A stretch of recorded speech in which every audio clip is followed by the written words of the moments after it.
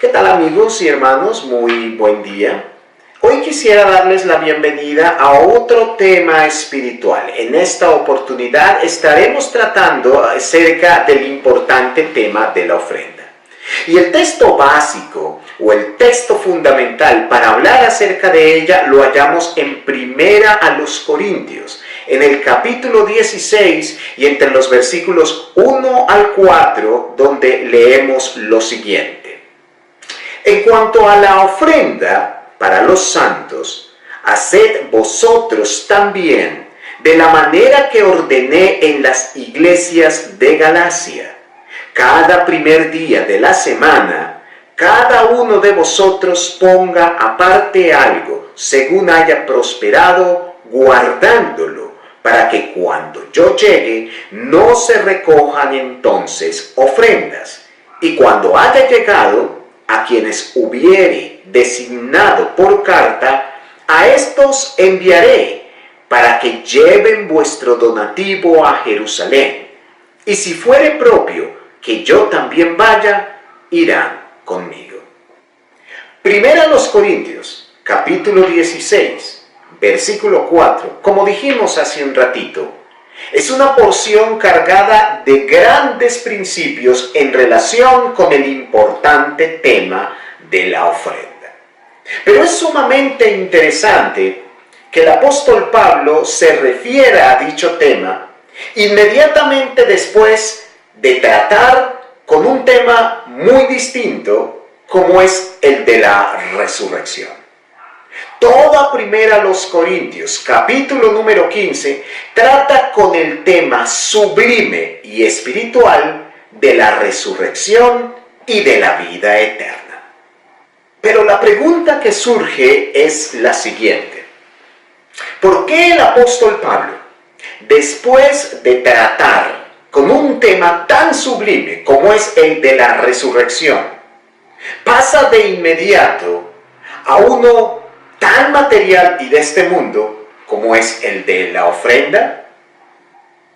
Pienso que no es nada casual ni fortuito que el apóstol Pablo haya hecho esto de dicha manera.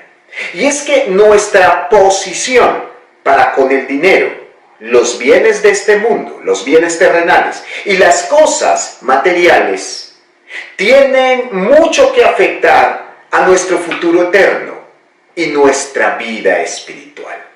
Así que Pablo trata el tema de la ofrenda inmediatamente después del de la resurrección, porque aunque no lo parezca, hay una muy estrecha relación, una muy íntima cercanía entre el uno y el otro, a pesar de que en esencia pudieran parecer muy diferentes.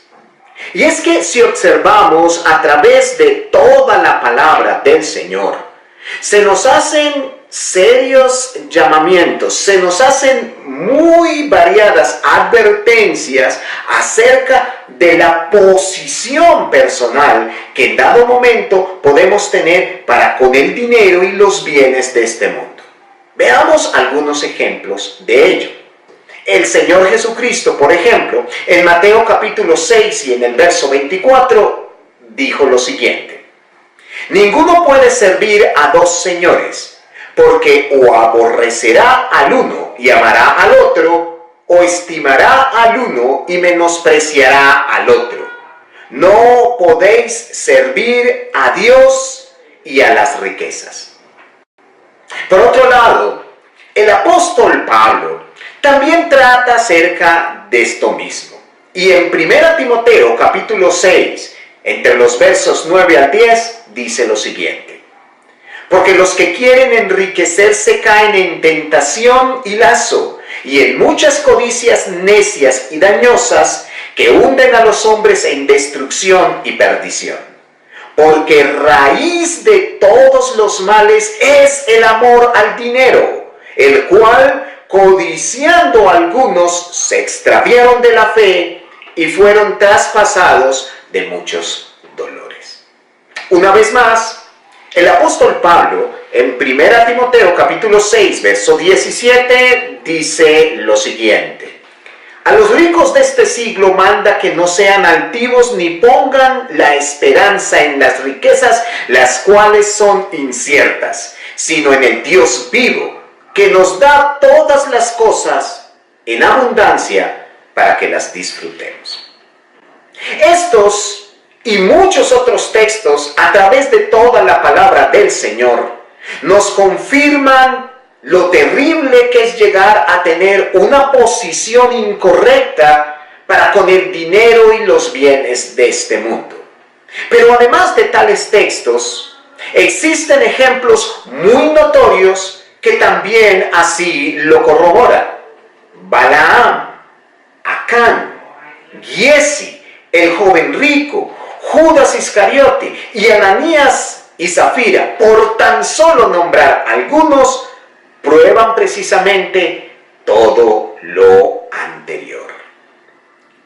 Sin embargo, el dinero no solamente sirve para hacer cosas negativas o malas.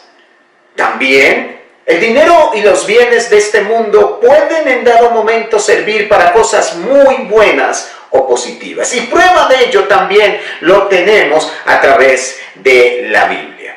En Proverbios capítulo 19 y en el versículo 17, Salomón escribía lo siguiente: a Jehová presta el que da al pobre, y el bien que ha hecho se lo volverá a pagar.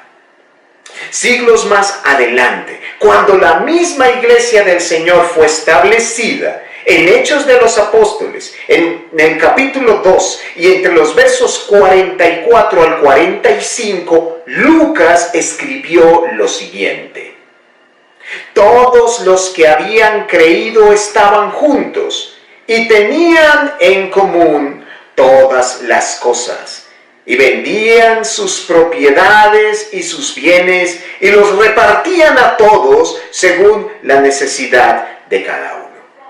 Además de lo anterior, el apóstol Pablo también trata el mismo tema y nos muestra cómo a través del dinero podemos hacer mucho bien. En Romanos capítulo 15 y entre los versículos 25 al 26, Pablo escribió: mas ahora voy a Jerusalén para ministrar a los santos, porque Macedonia y Acaya tuvieron a bien hacer una ofrenda para los pobres que hay entre los santos que están en Jerusalén. Podemos observar entonces que el dinero y los bienes materiales de este mundo o pueden servir para hacer lo bueno, o en dado momento también pueden servir para lo malo.